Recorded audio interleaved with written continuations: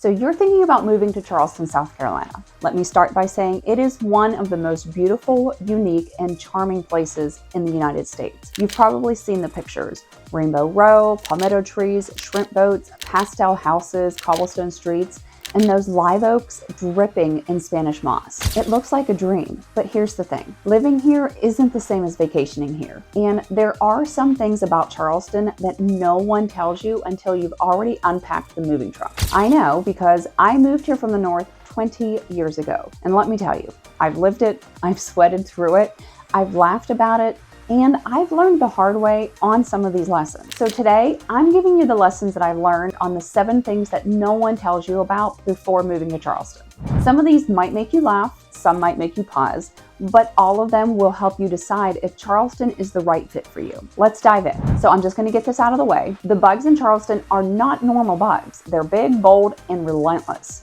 The first time I saw a palmetto bug, I thought I was being attacked by a small bird. These things are basically cockroaches on steroids. And sometimes, yes, they fly. If you're not used to seeing bugs the size of your thumb crawling across your porch, you're in for a pretty big shock. Then there are the mosquitoes. In the north, mosquitoes come out in the summer around the lake. Here, they are basically a year-round lifestyle. You'll get bitten in March, in September, and yes, even sometimes in December on a warm day. And the mosquitoes, they don't play.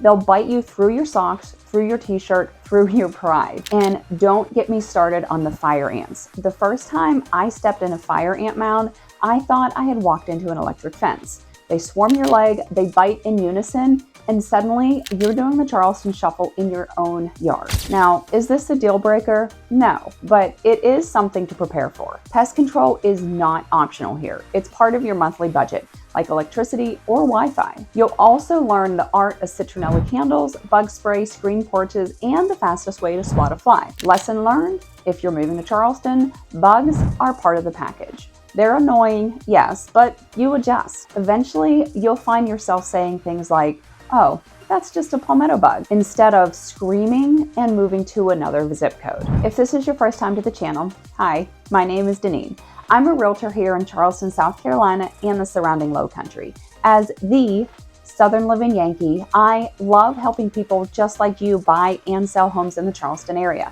I specialize in helping people relocate to Charleston from out of state because I've been there and I've done it myself. I understand how exciting but still overwhelming a big move can be, but that's why I'm here, to help you every step of the way. If you're ready to make a move, reach out today. You can shoot me a text, send me an email, or even just pick up the phone and call. Don't forget to like this video, subscribe to my channel, and tap that notification bell too. Okay, so here's something nobody told me. Charleston floods, and not just during the hurricanes. The city basically sits at sea level, and when the tide rises, water comes up through the storm drains and into the streets. We call it sunny day flooding. Imagine walking downtown on a perfectly clear day, blue skies, sunshine, and you turn a corner to find cars driving through 3 feet of water. That's Charleston. Certain neighborhoods flood more than others, and if you're not careful, you could end up with a house that looks fine 9 months of the year, and then suddenly, you're parking your car on higher ground every time there's a high tide. I'll never forget my first summer here. There was no rain in the forecast, and suddenly our street was underwater. I'm out there in shorts trying to push my trash can through ankle-deep tidewater thinking, well, this wasn't on the brochure. Here's the practical side. If you're buying or renting in Charleston, flood zones matter more than just about anything else. Insurance is a big deal here, and it can get expensive. Even if your house has never flooded, the insurance company looks at your zip code, your zone, and your elevation. Lesson learned here: ask about flood zones. Check FEMA maps. Don't just look at the pretty porch and the oak trees. Ask the hard questions, because flooding is not an if in most of Charleston, it's a when. Now, let's talk culture. When I first moved here, I was blown away by how polite everyone seemed. Strangers waving, people holding doors, cashiers asking how your day was going. But here's the truth. Politeness doesn't always equal friendship. In the North, if someone asks you how your day is, you assume they care. Here, it's more like a cultural rhythm. People are polite because that's just what you do, but that doesn't mean that they're inviting you to their backyard barbecue tomorrow. It can be confusing at first. You feel like everyone loves you, but then you realize, oh, wait, I actually haven't made a friend yet. It takes time to break into circles here.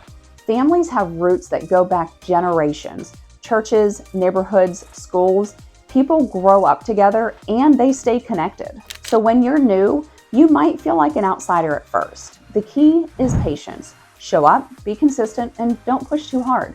Over time, those polite greetings turn into real conversations, and those conversations turn into genuine friendships.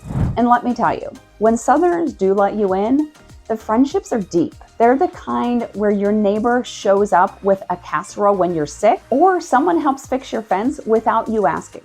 Lesson learned: don't confuse charm with connection. Both are nice, but one takes a little more time. So here's something that'll catch you off guard. Neighborhood politics in Charleston can be pretty intense. Between HOAs, historic preservation boards, and zoning rules, you don't just get to buy a house and do whatever you want with it. Do you want to paint your shutters? Well, there might be 3 people with a clipboard who need to approve the shade of blue first. Do you want to cut down a tree? Let's hope it's not a live oak, because that might require a permit and a fine if you skip it. And it's not just the historic districts downtown. Even in suburban neighborhoods, HOAs can be surprisingly strict. I've seen people fined for leaving their trash can visible for too long, or for planting the wrong type of grass. Now, there are upsides to this. Neighborhoods look beautiful. History is preserved. Charleston's charm exists partly because people can't just bulldoze and build whatever they want. But if you're moving here, it's important to know the rules are real. Ask before you buy. Know if you're in a flood zone and a historic district. Understand that the Lowcountry loves its live oaks, its character, and its charm, and it will fight to protect it. So lesson learned here: do your homework. The prettiest house on the block might come with the strictest rulebook. Now, if you're moving from the north, summer in Charleston is going to humble you. In New England or the Midwest, summer is 3 glorious months. Here, well, summer starts in April and it hangs on through November. It's 7 months of heat, humidity, and walking outside only to feel like you have stepped into a sauna fully clothed. Your hair, frizzy.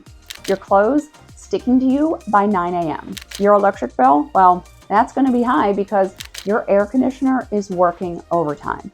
And don't even get me started on the heat index. A day that says 92 degrees might feel like 110. You'll sweat in places that you didn't even know had sweat glands. You'll measure days by how many showers you had to take. But here's the thing. Once you accept it, you adapt. You learn to schedule outdoor activities early in the morning or late in the evening. You find the restaurants with great iced tea and cold air conditioning. You invest in lightweight clothing, thank you gauze pants, and breathable fabrics. And in January, when your northern friends are shoveling snow off their driveways, well, that's when you're going to be sitting outside in shorts, sipping a drink on your porch saying, yep, it was worth it. The lesson learned here: summers are brutal, but the trade-off is mild winters that feel like spring. So Charleston is one of the top tourist destinations in the country. People come from all over the world to see the history, the food, the beaches, and the charm. And while that is great for the local economy, it definitely affects daily life. Downtown traffic, well, expect congestion, especially on the weekends. Do you want a reservation at a hot new restaurant? Good luck competing with the visitors who booked 6 months out. If you're looking for parking, you need to bring your patience and maybe a bike. Tourism also means that prices can go up. Homes in the most picturesque areas cost more. Food in tourist-heavy zones cost more, and some neighborhoods feel less like communities and more like Airbnbs. Now, don't get me wrong, Charleston thrives because of tourism, and it's fun to live somewhere that people want to visit, but it changes the way that you move through the city. Lesson learned here: if you live here, learn the back roads, discover the local spots, and accept that Saturdays downtown are not going to be for quick errands. Okay, so this is the one that no one really talks about. Moving to Charleston can feel lonely at first. When you arrive, you're surrounded by beauty, beaches, history, amazing food, but you don't know anyone. And while people are polite, making true connections can take time. At first, it feels like everyone already has their people. They've known each other for years, their kids go to the same schools, their families go back generations. It's easy to feel like an outsider. But here's the truth: Charleston has layers. Once you start getting involved through school, work, church, or volunteering, or maybe just being the neighbor who always waves, you find your circle. And when you do, those friendships run deep. I've lived here for 20 years now, and those friendships are one of the biggest reasons that I can't imagine ever leaving. So the lesson learned: give it time. be patient. Charleston opens up slowly, but once it does, it feels like home. So those are the 7 things that no one tells you about moving to Charleston. The bugs will test your nerves. The floods will test your patience. The heat, it's going to test your deodorant. But through it all, Charleston will win you over, not just with its beauty, but with its community, its traditions, and the slower, richer way of life. If you're serious about moving here, I want you to watch my video on the top 5 areas in Charleston for transplants, because knowing the culture is one thing, but knowing where to live is everything. The link is in the description below. In it, I'm going to walk you through neighborhoods that make adjusting to Charleston life a whole lot easier. My name is Deneen. I'm a realtor here in Charleston, South Carolina, and the surrounding Lowcountry. As the Southern Living Yankee, I love helping people just like you buy and sell homes in the Charleston area. I specialize in helping people relocate to Charleston from out of state because I've been there and I've done it myself. I understand how exciting but still overwhelming a big move can be, but that's why I'm here, to help you every step of the way. If you're ready to make a move, reach out today. You can shoot me a text, send me an email, or even just pick up the phone and call. Don't forget to like this video, subscribe to my channel, and tap the notification bell too. Thank you so much for joining me. So long for today.